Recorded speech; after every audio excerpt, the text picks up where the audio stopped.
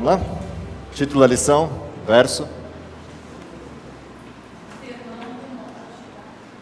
Quando Jesus acabou de proferir essas palavras, estavam as multidões maravilhadas da sua doutrina, porque ele as ensinava como quem tem autoridade, e não como as crianças. Ok. Perfeito. Antes da gente discutir esse verso, vamos aos objetivos da lição da semana. A gente tinha 3 objetivos para percorrer. O primeiro deles é um objetivo de aprendizado, o segundo é o sentimento resultante desse aprendizado, o terceiro é a prática que move a nossa vida. Então, o primeiro objetivo, o que a gente tinha para aprender essa semana? Compreender o significado fundamental do Sermão do Monte. Ok? Então, o primeiro objetivo que a gente tinha era olhar para o Sermão do Monte, o sermão de Mateus capítulo 5 e 6, e tentar entender a sua estrutura fundamental. Portanto, não é uma exegese do Sermão da Montanha, nem uma leitura dele por completo, mas entender a estrutura central deste sermão a partir do momento em que Jesus inicia o seu ministério e entender o que estava por trás deste ministério, desse propósito do ministério de Cristo, e que ele já relata logo de entrada no seu primeiro sermão, na sua primeira intervenção pública de grande escala no início do seu ministério. Esse é o nosso objetivo para essa semana. Entendido o significado fundamental do Sermão do Monte, qual é o sentimento que isso deveria provocar na gente? Sentir o poder e as exigências do mestre. Portanto, 2 coisas estão por trás aí do significado central do Sermão da Montanha: poder e exigências. E essas 2 coisas deveriam mover os nossos sentimentos. Eu deveria, ao ler o Sermão da Montanha e entender o seu significado, ser impactado pelo poder desse mestre e por suas ordens, por suas exigências, por seus padrões. O terceiro objetivo é a prática. Uma vez que eu senti isso, senti o impacto disso, qual é a minha prática? Administrar a vida segundo os princípios do Sermão do Monte. Portanto, se eu aprendi algo e isso me impactou, só há uma coisa a fazer: fugir desesperadamente ou agir de acordo com este padrão. Não há meio termo. Meio termo é enganação. Pé dentro, pé fora é fazer de conta. Então, ou eu sigo aos padrões e à exigência do poder impactante desse mestre, ou fujo dele desesperadamente. Portanto, essa é a prática que se espera. A prática que se espera é que eu administre a minha vida a partir dos princípios do Sermão da Montanha. Posto isso, voltamos ao verso. Há uma coisa interessante aí no verso para observar. De novo, aplicando lá a teoria do Jack, repartindo o verso em pedacinhos. Quando Jesus acabou de proferir essas palavras, qual foi o impacto? O povo fica maravilhado. Com o quê? Não é com a autoridade nem com a firmeza. O que diz o texto? Estavam as multidões maravilhadas do quê? Não da forma, não da abordagem no sentido metodológico. Estavam maravilhados do quê? Da sua, portanto, entenderam.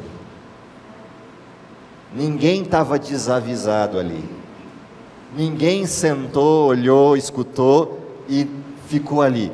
O que ele quis dizer? Não, as pessoas se maravilharam da sua doutrina.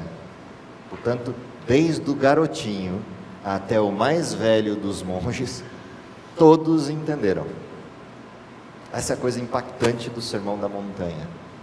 O Sermão da Montanha é tão simples que um bebê entende, e tão profundo que a eternidade é pouco para compreender. Ok? Aí vem, como efeito secundário, algo que não acontecia nos dias de Jesus. Que coisa é essa que não acontecia? Porque ele ensinava como quem tem autoridade e não como os escribas. Então, por que eles foram capazes de entender a doutrina deste novo mestre? 2 coisas. Uma que ele fazia e outra que ele não fazia.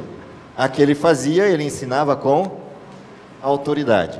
E a gente tem uma dificuldade imensa de entender o que é autoridade. Porque a tendência nossa é olhar para essa autoridade em que dimensão?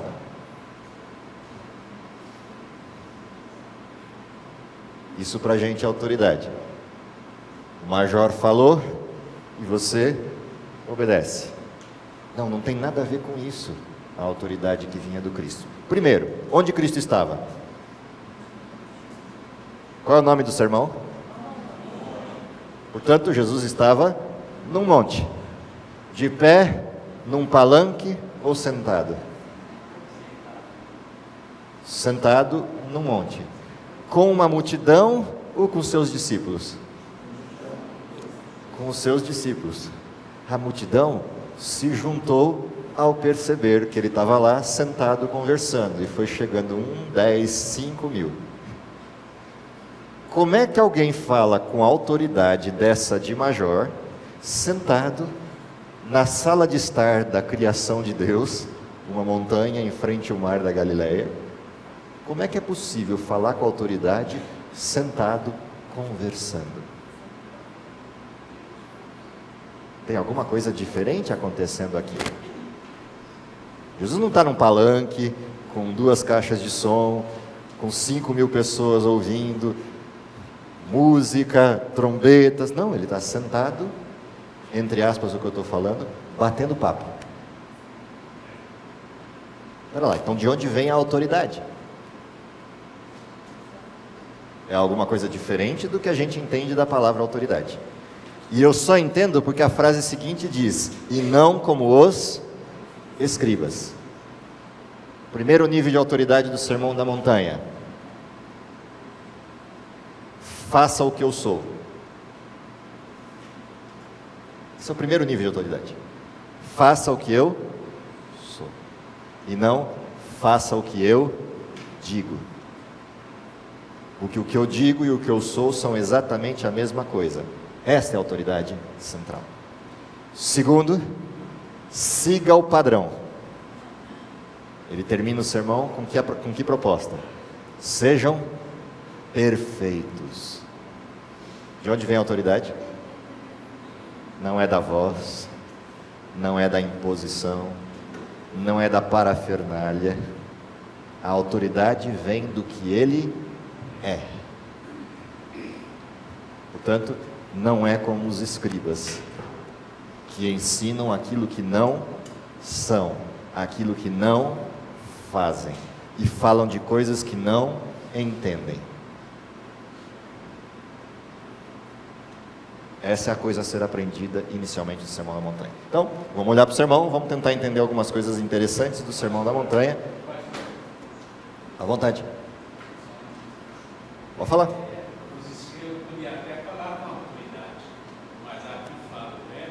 Qual a autoridade? Quem tem autoridade. Então, ele, além de falar com autoridade, ele tinha autoridade. Ele era? Só isso. É só isso. Ele não tinha autoridade, não foi empossado por ninguém, não foi colocado escriba, mestre, fariseu, sacerdote. Ele era. Ponto. Era. Era. Agora, a perfeição.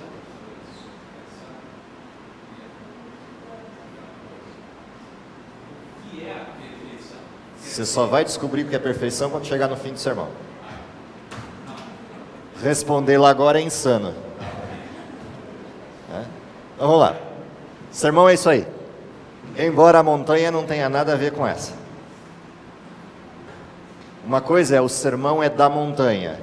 A outra é a montanha ilustrada do sermão. São duas coisas diferentes. E essa é uma coisa legal de olhar no sermão.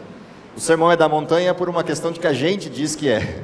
Porque ele estava sentado numa colina à frente do mar da Galileia. Por isso a gente chama de sermão da montanha. Aproveitando que estava numa montanha, Jesus parte da ilustração real. Já que eu estou, então vai assim. E o sermão começa assim. Abre a sua Bíblia, Mateus capítulo 5. Se assente na montanha. A gente tem uma montanha semelhante àquela, uma leve colina que se inclina até a altura do Tiago, do Josué e do Uruguai lá atrás, ou do argentino, se preferirem chamar assim. A língua é igual, o coração é diferente. Uma leve montanha, uma leve colina, daquelas que você como criança sobe, é ali que Jesus está. Diferente dessa que está ali. Mas o sermão ilustra essa montanha e não a colina onde Jesus está. Como começa o sermão? Vocês estão com a Bíblia aberta? Façam as honras aí, alguém que quiser. Só fala como se estivesse brigando com o Furquinho para quem está lá atrás escutar. Vendo aquelas visões, Jesus subiu a montanha, sentou-se e seus discípulos aproximaram-se. Portanto, aquilo que eu disse é verdade. Jesus vinha caminhando, tinha uma multidão que vinha seguindo. Ele vendo a multidão, o que ele faz? Sobe a montanha, se assenta, e quem chega perto? E o pessoal que está seguindo não tem a menor ideia do que está acontecendo. E vai chegando perto. E cada um que vai chegando perto faz o quê? Segue o modelo, senta também. Na hora que todo mundo se assentou, o que Jesus começa a fazer? Falar com a multidão. Calma, mansa e tranquilamente, ele fala com a multidão. O que aquela multidão veio fazer? Isso não está escrito no texto. O que aquela multidão veio fazer? Seguiu o boato. Contaram que o Messias surgiu, que o rei dos judeus está caminhando entre nós. O que a multidão veio fazer? Diria Leão Eliachar, nos tempos antigos, tirar uma casquinha. Pegar um pedacinho da fatia do bolo do reino. É isso que a multidão veio atrás. Das soluções que um rei e um reino podem trazer. Jesus já tinha iniciado seu ministério no sentido pleno? No sentido direto, sim. Batizado, retornado, pregando na Galileia. No sentido do início do ministério, sim. Bodas de Caná já aconteceram, milagre já ocorreu, mas Jesus não instaurou de forma pública e aberta e notória o seu ministério. Só que tem muita gente seguindo. Surgiu um novo mestre em Israel. Surgiu o Messias. Muita gente seguindo, o que eu tenho que fazer? Como um bom marqueteiro, eu vou começar a apresentar as bases do meu reino. O que aquele povo queria? O que todo romano queria: pão e circo. Isso é o que aquele povo queria: pão e circo. O que Cristo traz como proposta inicial do seu modelo? Cristo provavelmente nunca encontrou um sujeito de marketing. Isso eu tenho certeza ao começar a ler o sermão. Ele simplesmente desrespeita todas as leis possíveis de marketing que alguém que vai iniciar seu ministério com uma plateia nativa de 5.000 pessoas, ele desrespeita tudo que você conhecer de marketing ao iniciar o seu sermão. Todo mundo que estava ali esperava o quê? Liberdade do jugo romano, instituição do reino de Israel, restabelecimento das riquezas de Israel e um rei para dizer que é seu. Que não seja Herodes e que não seja César. Isso é o que todo mundo que estava ali queria. Como é que Jesus iniciou seu ministério? Lê aí. Então abriu a boca e lhes ensinava, dizendo: Bem-aventurados os que têm um coração pobre, deles é o reino dos céus. Bem-aventurados o quê? Os pobres de espírito. Porque deles é o quê? Até aí parece ter uma certa aderência, não parece? Eu sou pobre, de marré, desci. Estou debaixo do jugo romano, debaixo do reinado de Herodes, preso à corrupção, pagando impostos que eu não dou conta. E aí chega alguém e fala: feliz aquele que é pobre, porque dele é o reino dos céus. Até aí parece interessante, com o pequeno detalhe de que ele começa dizendo que eu não deixarei de ser o quê? Espera lá, uma coisa errada aí. Eu vim para cá para deixar de ser pobre. E ele está dizendo que eu sou feliz por ser pobre. E ele continua. Qual é a próxima bem-aventurança? Bem-aventurados os que choram, porque serão consolados. Bem-aventurados os que choram, porque serão consolados. E a continuidade persiste.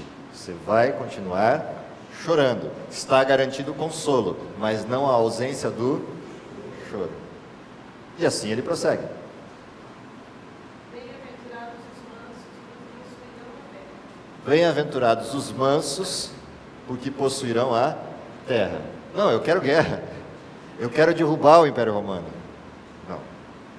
Bem-aventurados os mansos. Continua. Bem-aventurados os que têm fome e sede de justiça, Por? serão saciados. Serão saciados. Se você vai olhando o sermão inteiro vai apresentando o oposto do que todo mundo veio buscar. Como é que termina o sermão? É o resto das bem-aventuranças, as próximas bem-aventuranças. Terminei na fome e sede de justiça. Para onde eu vou?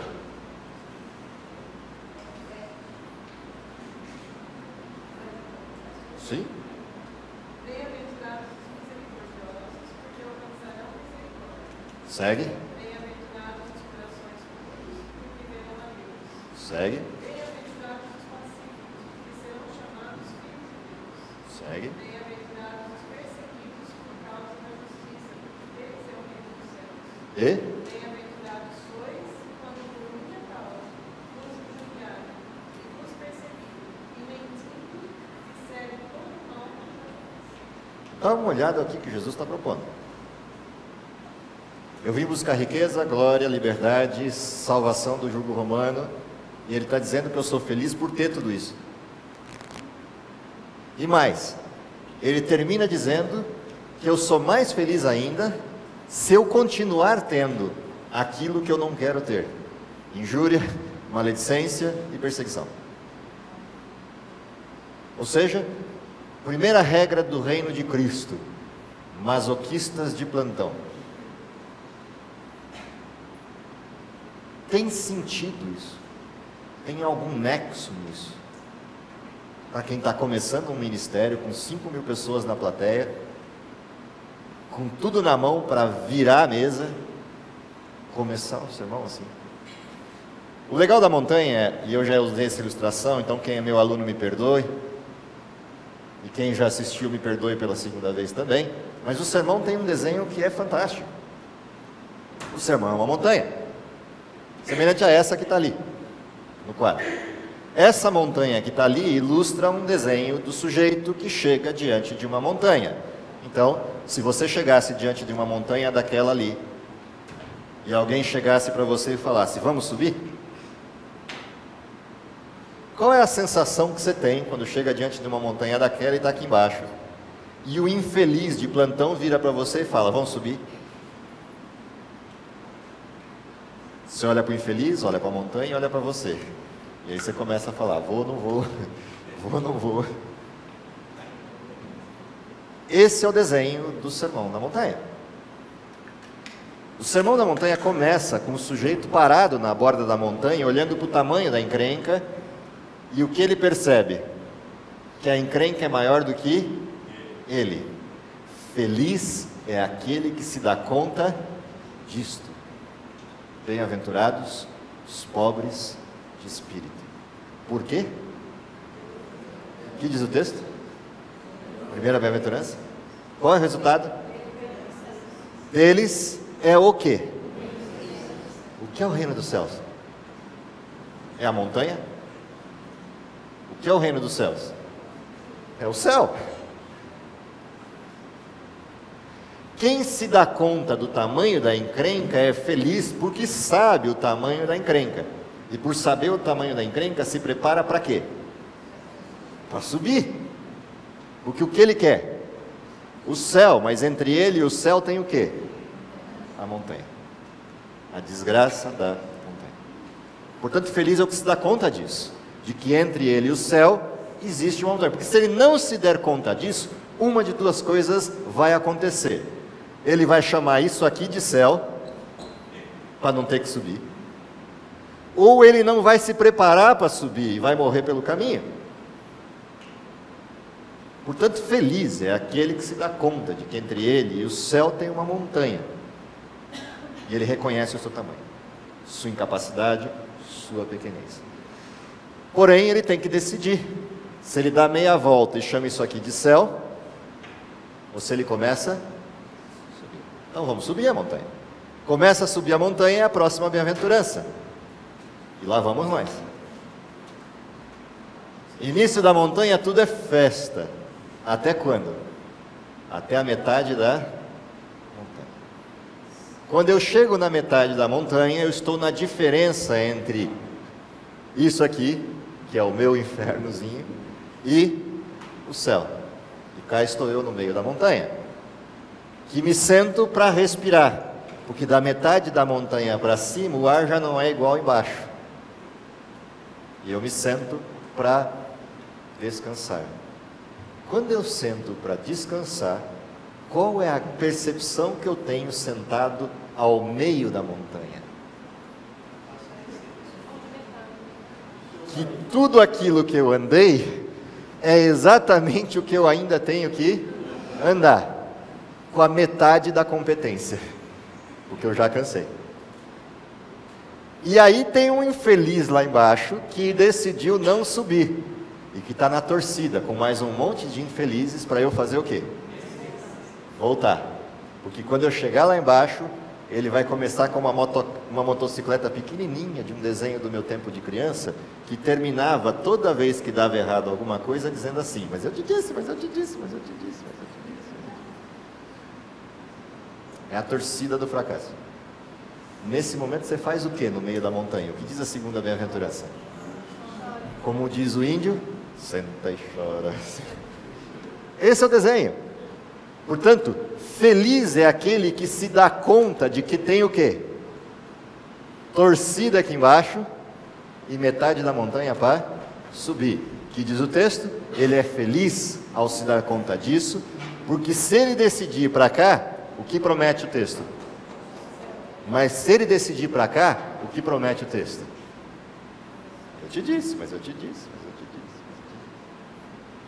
Por isso ele senta aí, chora pela sua triste condição de ter que decidir esgotar o resto das suas forças subindo ou economizá-las descendo. Se ele decidir subir, o que vai acontecer na subida da montanha? Quando você começa a olhar o desenho da subida da montanha, a perna começa a ficar pesada, o ar começa a ficar escasso e o pulmão parece estar cheio de espaço vazio, precisando encher, e você puxa e não vem.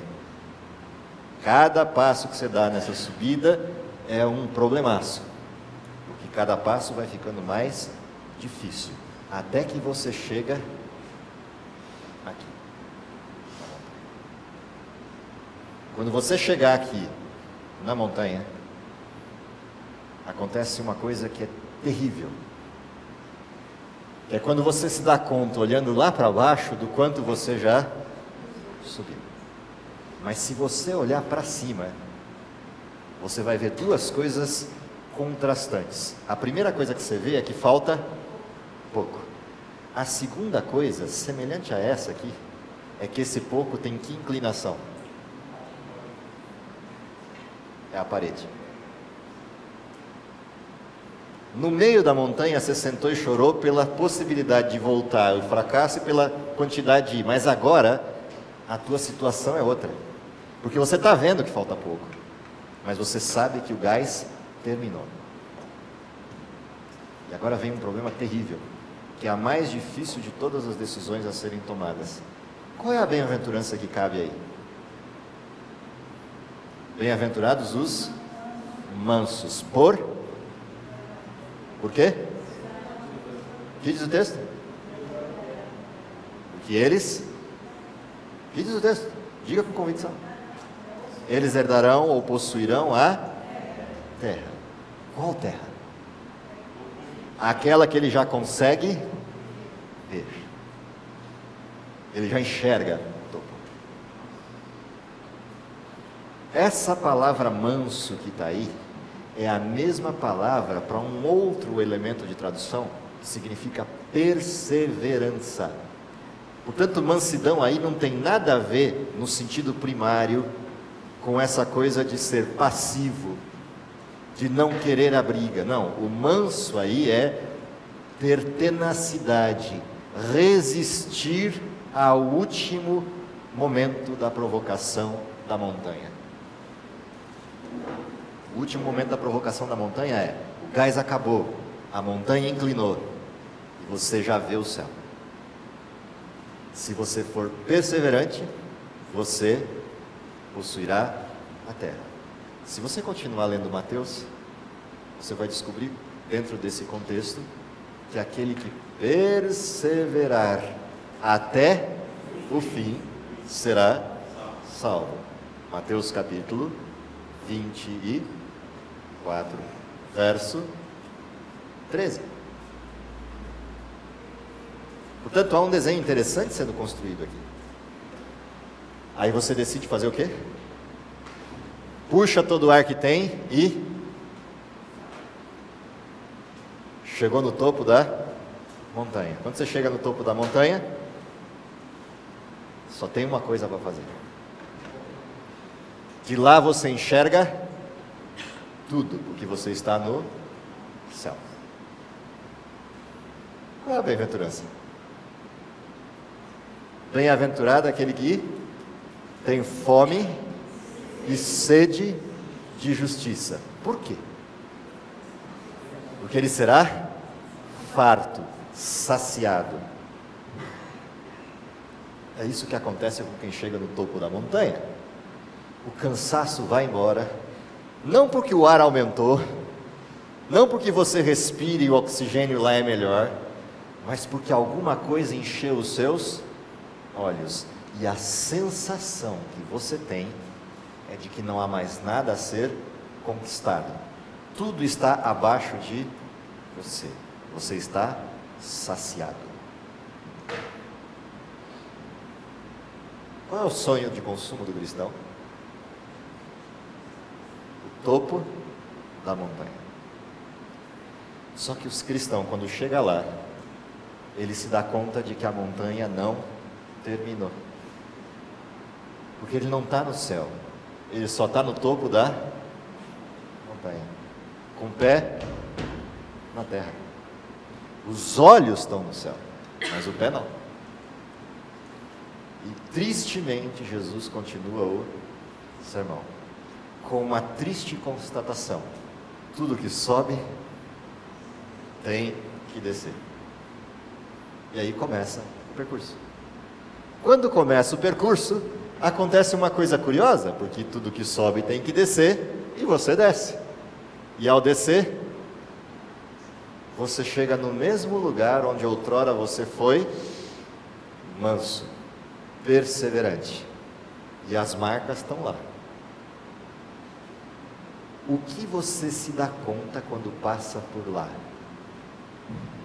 Que a fila anda, e o próximo da fila que tentar fazer o que você fez, um dia chegará nesse lugar que um dia você teve que tomar uma decisão: terminar de subir ou desistir. Ao se dar conta disso, qual é a próxima bem-aventurança depois da fome e sede de justiça? Bem-aventurados os que têm misericórdia. Por que razão? O que diz aí? Alcançarão misericórdia. Quando eu chego aqui, eu me dou conta da infelicidade de quem? De quem não subiu. E em lugar de chegar lá embaixo e dizer: você é um infeliz, o que eu percebo quando eu cheguei aqui? Que misericórdia é melhor do que a infelicidade de quem estava torcendo para eu não chegar. E portanto, porque um dia eu aprendi a perseverar, eu ajo para com aquele que ainda não se deu conta daquilo pelo que eu passei, com misericórdia. Bem-aventurado o misericordioso, porque ele herdará, ou ele conquistará o quê? A mesma coisa. Mas eu continuo descendo e encontro marcas de um chão molhado na segunda etapa da descida. E ali eu me dou conta de que um dia eu tive que parar ali e chorar, mas alcancei o consolo. O que eu aprendo quando passo lá de novo? É a próxima bem-aventurança. O que diz aí? O coração ficou puro, porque eu lavei a alma. Portanto, o retorno me dá a condição de perceber que o meu choro lavou minha alma quando eu fui consolado e plenificado de justiça e saciada a minha fome. E, portanto, agora o meu coração está leve, puro.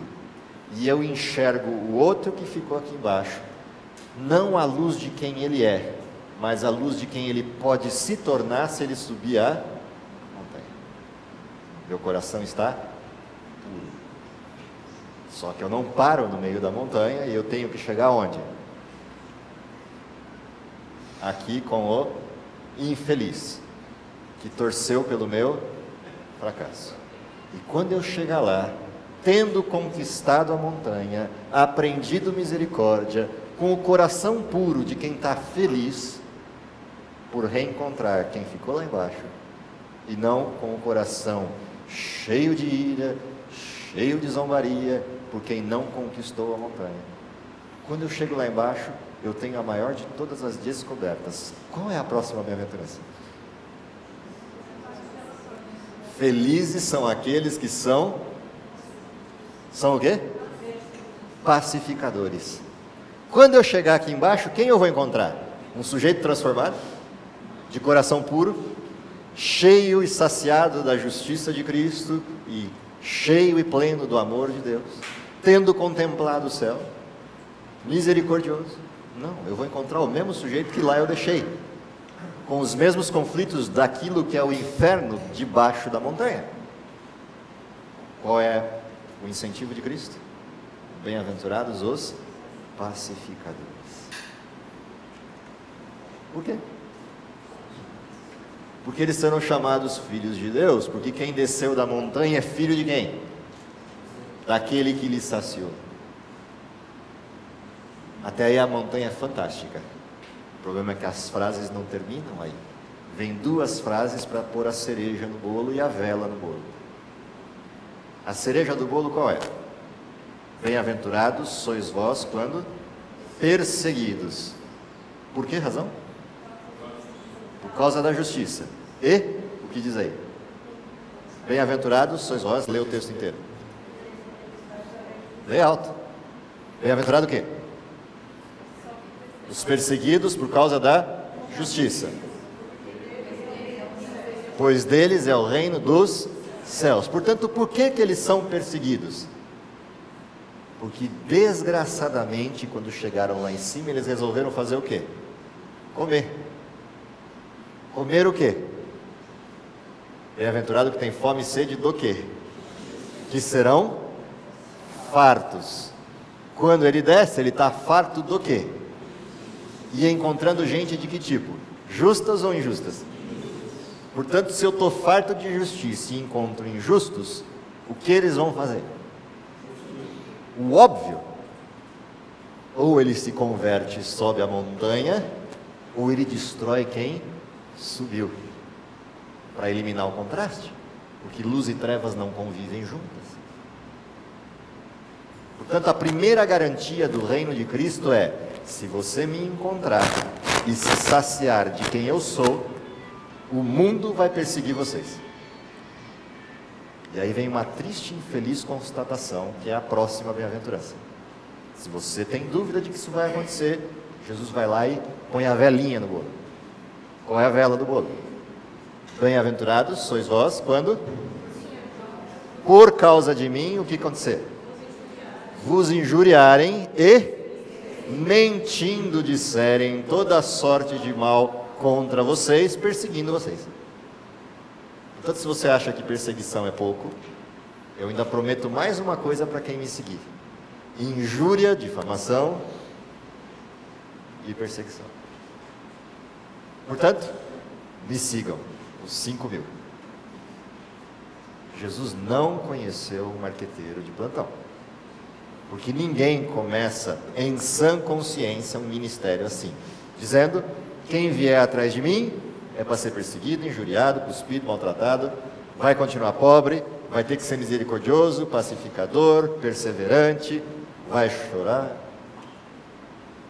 Tem alguma coisa errada com esse Cristo. Quando os fariseus escutaram o sermão de Jesus, o que começaram a conversar entre si?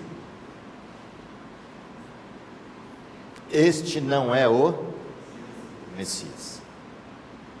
Porque o Messias que nós aguardamos é um rei, soberano, libertador do povo, do reino e jugo romano.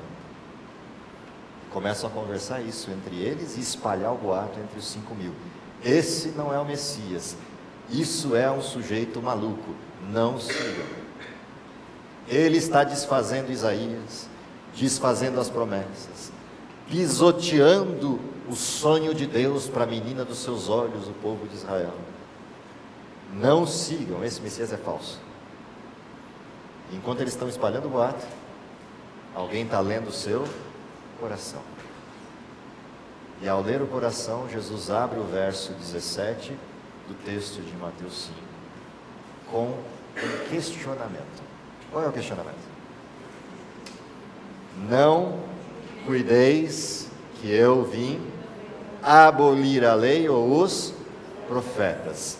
Eu não vim abolir, eu vim cumprir. O que Jesus está dizendo para essa plateia? Que está ouvindo fariseus, sacerdotes, saduceus e outros dizendo que esse é um falso Messias porque está pisoteando os profetas. Ele diz para a plateia inteira: não deem ouvidos a estes. Eu vim sim cumprir o que os profetas disseram e não abolir as leis. E eu vim cumprir e vou mostrar por quê. Porque se eu não tivesse fazendo isso, eu seria considerado menor no reino dos céus. Mas se ao contrário eu estiver ensinando corretamente o que os profetas disseram e cumprindo sua mensagem, o céu dirá que eu sou o maior dentre os homens. E aliás, fiquem sabendo de uma coisa: se a justiça de vocês, plateia, não excederem muito a dos escribas e dos fariseus, de maneira alguma vocês herdarão o reino dos céus. Não entram lá. O que ele está dizendo para os escribas, fariseus, que estão espalhando o boato de que ele não é Messias? Esses sujeitos aí são falsos. E se vocês querem ser salvos, a justiça de vocês tem que ser maior que a deles. Aí a plateia não entendeu mais nada. Porque não há ninguém na face da terra, nem debaixo da terra, nem em cima dos céus, que seja mais perfeito que um fariseu. Ainda não nasceu o sujeito que é mais perfeito do que um fariseu. E agora chega este e diz que se eu não for mais perfeito que o fariseu, eu não entro. Portanto, se o fariseu não vai entrar, eu muito menos. Porque eu não consigo nem de perto ser um fariseu. De novo, Jesus não consultou o marqueteiro para dizer isso. Porque se eles já tinham alguma dúvida de segui-lo, porque buscaram uma coisa e encontraram outra, agora é que não vão mesmo, porque se para entrar no reino de Deus eu tenho que ser mais perfeito que um fariseu e que um escriba, estou morto. Não tem chance. É dizer para um sujeito subir o Everest no inverno de short e camiseta sem aparelhagem. Está aí um desafio para o Dudu. Próximo desafio. Não tem como. Essa é a plateia escutando Jesus. E Jesus dá dois exemplos. Ouviste o que foi dito aos antigos: não matarás.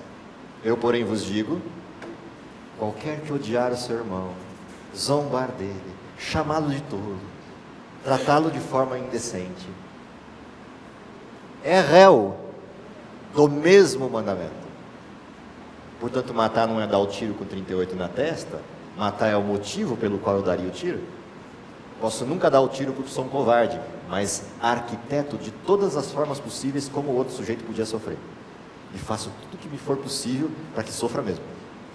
Só não mato, porque matar é pecado. Mas o outro vai desejar ter morrido, porque morrer era melhor do que sofrer. É disso que Jesus está falando.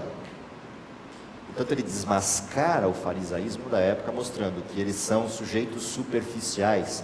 Eu olho para o sujeito e não vejo o pecado nele, mas Deus vê o coração e vê que o coração dele é repleto e pleno de pecado, que na calada da noite se materializa. Ouviste o que foi dito aos antigos: não adulterarás. Eu, porém, vos digo: qualquer que olhar para uma mulher com intenções impuras, no seu coração já adulterou com ela. mesmo que não tenha a coragem de materializar o ato. Jesus está afrouxando o modelo dos fariseus ou está apertando mais? Apertando. Portanto, chega uma hora que as pessoas falam: é impossível o céu. Exatamente.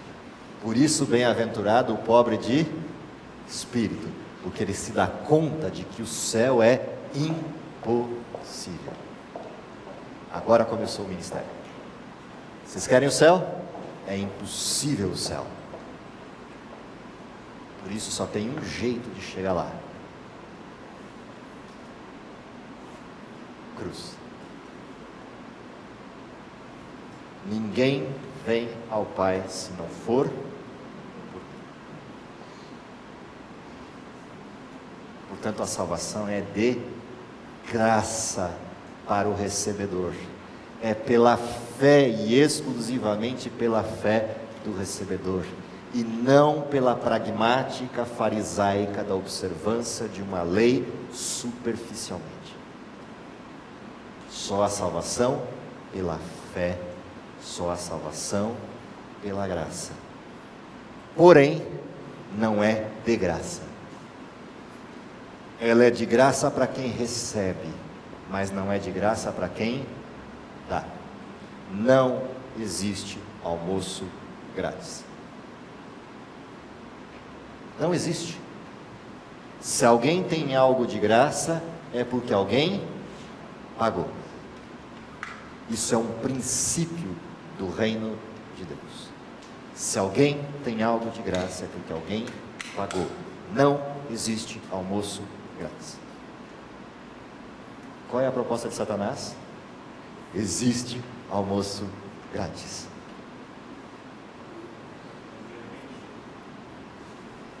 Percebe por que o cristão não é nem um sujeito? E aí eu vou entrar no mote do fim de semana, já que o Nelson entrou, por alto fado.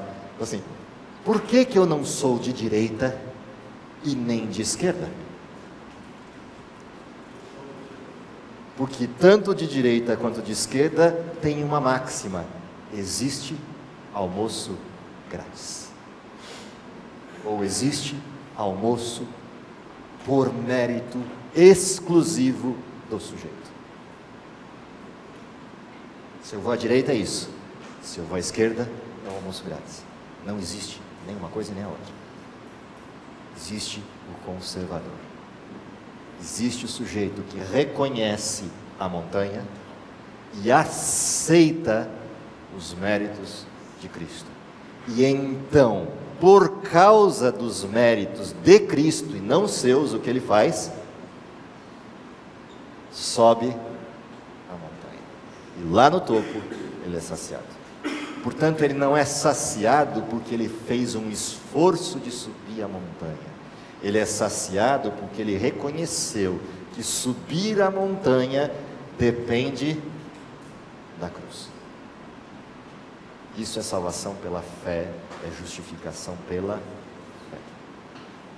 E é por isso que ele pode dizer: eu não vim abolir a lei, eu vim fazer o que você não dá conta, eu vim cumprir. Para mostrar que comigo você dá conta, que junto comigo você pode subir, que por causa de mim você pode subir.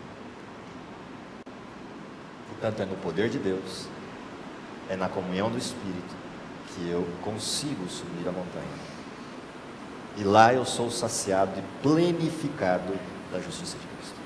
Portanto, Jesus inverte todos os paradigmas do reino, muda completamente o desenho, e é por causa disso que as pessoas olham e se sentem maravilhadas da sua doutrina, porque ele fala como quem tem autoridade, porque ele é o dono do céu, é o dono da justiça, e ele modifica o reino de uma ideia física de reino para o reino que é uma pessoa, uma condição, um jeito de ser.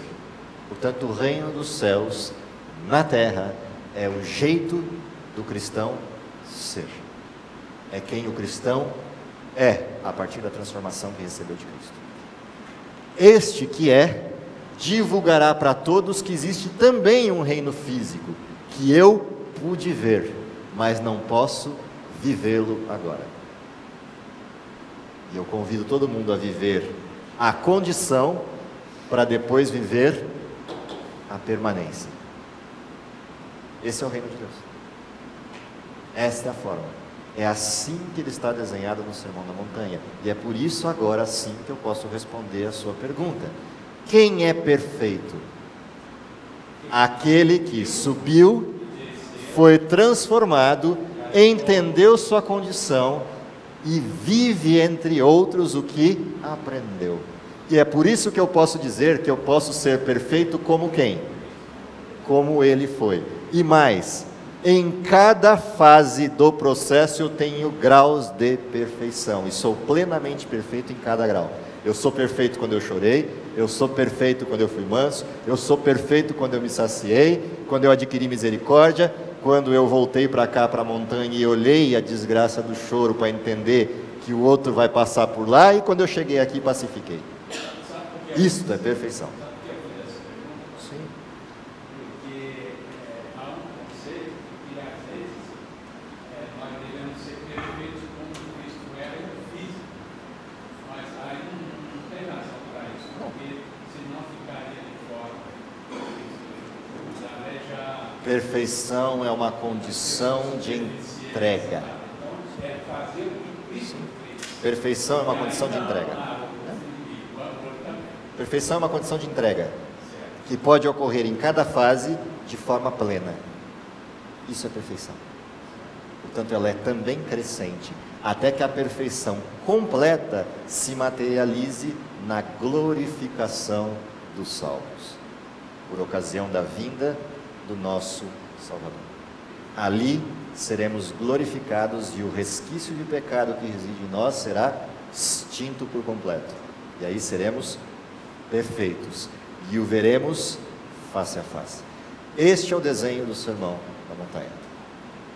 Ele tem um lado pragmático, que é olhar para a vida humana e descrever como ela não deve ser e como ela precisa ser, mas ele tem um lado de esperança para mostrar que quem passar por esse processo, viver esse processo, aceitar ser representante de Cristo e parte do seu reino neste processo, herdará a terra.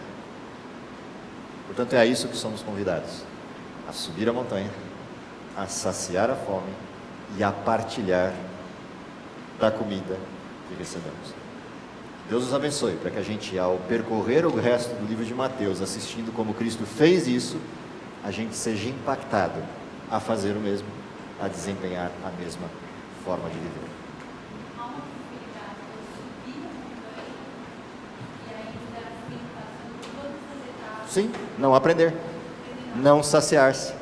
Subir a montanha e fazer assim: eu conquistei a montanha. Há essa possibilidade. Sempre há, porque o pecado ainda está em você. Sempre haverá a possibilidade. Portanto, vigiai e orai, para que não o quê? Não caiais em tentação. Esse é o desenho. Esse é o caminho. Anda nele. Esse é o desenho de Cristo. Que Deus nos abençoe. Para aqueles que estiverem conosco, sábado que vem, não mais no mesmo bate-horário, mas no mesmo bate-local. Às 10h45, sábado que vem, a gente está por aí. Vamos orar?